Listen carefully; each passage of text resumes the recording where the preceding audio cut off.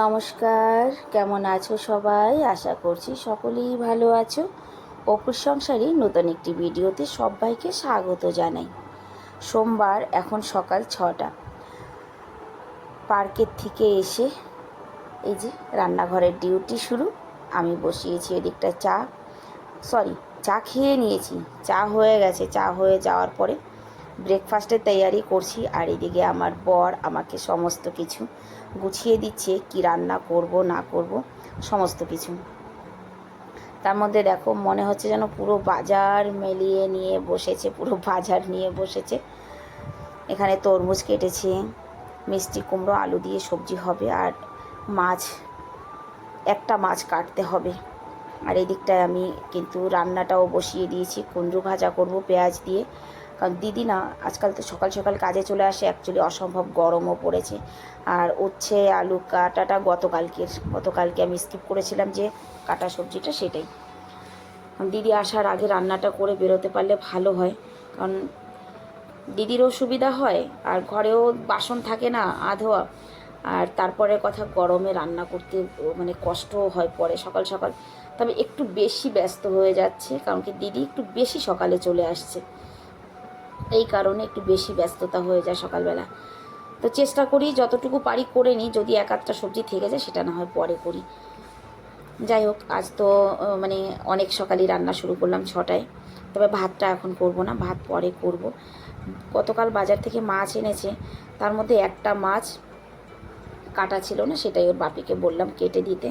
আর এই দিকটায় 7:30 দেখো বেজে গেছে, কিন্তু রান্নাঘরে কাজ করতে করতে এদিকে আলু মানে ভাজাও হয়ে গেছে, কুমড়ো ভাজাও হয়ে গেছে।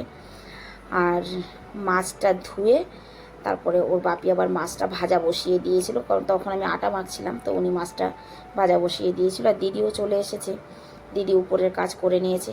উপরের কাজ হয়ে গেলেই আরও মানে রান্নাঘরে দুজনে মিলে খুব তাড়াহুড়া হয়ে যায়। এই দিকটা দেখো, ছেলেদের জন্য রান্না হবে আলু সয়াবিন, ওদের জন্য আলু সয়াবিনটা বসিয়ে দিয়েছি এই পাশে। আর এই পাশটায় ওর বাপি মাছটা ভেজে তুলেছে, সেই করার মধ্যেই আমি মিষ্টি কুমড়ো আলুর সবজিটা বসিয়ে দিয়েছি। এটা মাছ দিয়ে হবে, আর বাকিগুলো তো সব হয়ে গেছে। তো সকালের জন্য কিন্তু এই কুমড়ো ভাজাটা করলাম পেঁয়াজ দিয়ে, এটা দিয়ে রুটি খাওয়া হবে, এটা সকালের জন্যই করা হয়েছে। আর বাপির টিফিনটা আমি তাড়াতাড়ি করে গুছিয়ে দিয়েছি, কারণ ঘড়ির কাঁটা 8টার কাছে প্রায় 8টা বাজে আর কি। তো ওর বাপি বেরিয়ে পড়লো, আর এদিকে দিদি কাজ করছে। আমিও রান্নার কাজটা সেরে নিয়েছি। সমস্ত কাজ করতে করতে কিন্তু সেই 9টা 9:30 বেজেই যায়। যাই হোক, 9টা বেজে গেছে, আমার রান্নাঘরের কাজ হয়ে গেছে। এবার আমি চলে যাব উপরে, দিদির মতো করে কাজ করুক। আমি স্নান করেছি, স্নান করে পুজো টুজো দিয়ে তারপরে এই যে আমি এসেছি এখন নিচে। এখন বাজে 10:30। ছোট ছেলে যাবে টিউশনে, তো ও টিউশন গেলে না আসতে অনেকটা দেরি হয়। সেই কারণে ওকে সকালবেলা, তো ও আমাদের সঙ্গে আজকে ভোরবেলায় উঠেছে যেহেতু, তো ওকে একটা রুটি দিয়েছিলাম, রুটি খেয়েছে। এখন ওকে 1 গ্লাস দুধ দেবো বা ম্যাঙ্গো শেক বানিয়ে দেবো, যাই হোক কিছু একটা করে দেবো, ও খেয়ে যাবে। তো ছেলেকে জিজ্ঞাসা করলাম, তো আমাকে বললো, মা আমাকে ম্যাঙ্গো শেক বানানা শেক কিছুই দিও না, তুমি আমাকে শুধু দুধ দাও, দুধ খেয়ে চলে যাব। যাক, দুধটা গরম করে ছেলেকে 1 গ্লাস দুধ দিয়ে দিচ্ছি। আর এদিকটা আমি ভাতটা বসিয়ে দিয়েছি। অসম্ভব গরম, ওর বাপিকে তাড়াতাড়ি বাড়ি আসতে বলেছিলাম, তো উনিও তাড়াতাড়ি চলে এসেছিল, যেহেতু আজকে আবার ছেলের ক্লাস আছে।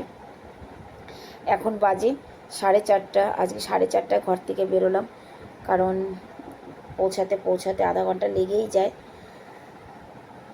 তো চলো ধীরে ধীরে ছেলের ক্লাসের দিকে পৌঁছাই।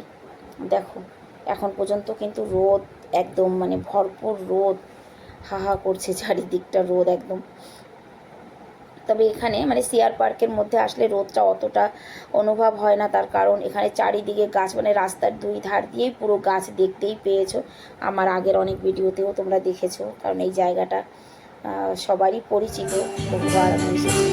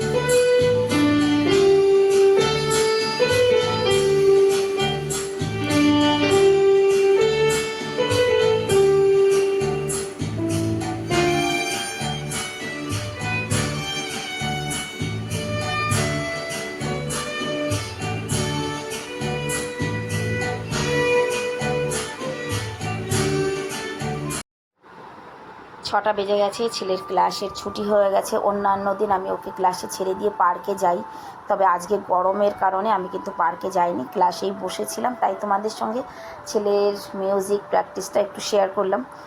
শুধু আমার ছেলের নয়, আরও বাচ্চাদের। তো এই বাচ্চাদের মিউজিক প্র্যাকটিসটা ঠিকঠাক হচ্ছে কিনা বা কেমন হয়েছে অবশ্যই কমেন্ট করে জানাবে। ছুটির পর যখন ক্লাস থেকে বাইরে বেরিয়েছি, বেরোনোর সঙ্গে সঙ্গেই মা খিদে পেয়েছে, ভীষণ খিদে পেয়েছে। আমি বললাম এখন আর কোথাও দাঁড়াবো না, যাই হোক কিছু কিনে নিয়ে যাব, ঘরে গিয়ে খাবে। তারপর বাজার থেকে আম কিনলাম, কলা কিনলাম, কিনে নিয়ে বাড়িতে এসেছি। আর এদিকে দুধ আনতে পাঠিয়েছি ছেলেকে। ঘরে পৌঁছাতে পৌঁছাতে 7টা বেজে গেছে। বাজার থেকে ফল ফলাদি কিছু কিনে আনলে, এই দেখো আজকের আমটা বেশ সুন্দর, মানে ভালো আম পেয়েছি, 1.25 কিলো এনেছি। কারণ এই সময় এই আমটাই কিন্তু মিষ্টি। সেই সিন্দুরি আমটা কিন্তু এখন আর বাজারে নেই, এর আগের দিন যেটা এনেছিলাম এই আমটা এনেছি, নাম জানি না কী আম। যাই হোক, বাজার থেকে ফল ফলাদি আনলে আমি কিন্তু জলের মধ্যে অন্তত 1 ঘন্টা ভিজিয়ে রাখি। কারণ জলের মধ্যে ভিজিয়ে রাখলে না, পরে যখন ফলগুলো তোলা হয় তখন জলের গন্ধটা শুকলে বোঝা যায় যে কতটা দুর্গন্ধ বা কেমিক্যালযুক্ত জিনিস এর মধ্যে থাকে। যদিও বা পরিপূর্ণ কিওর হয় না, কিন্তু খানিকটা তো হয়, যে কারণে আমি কিন্তু জলের মধ্যে ভিজিয়ে রেখে তারপরে সেই ফলগুলো খাই। তো চলো আজকের ভিডিওটাও তাহলে এখানেই শেষ করছি।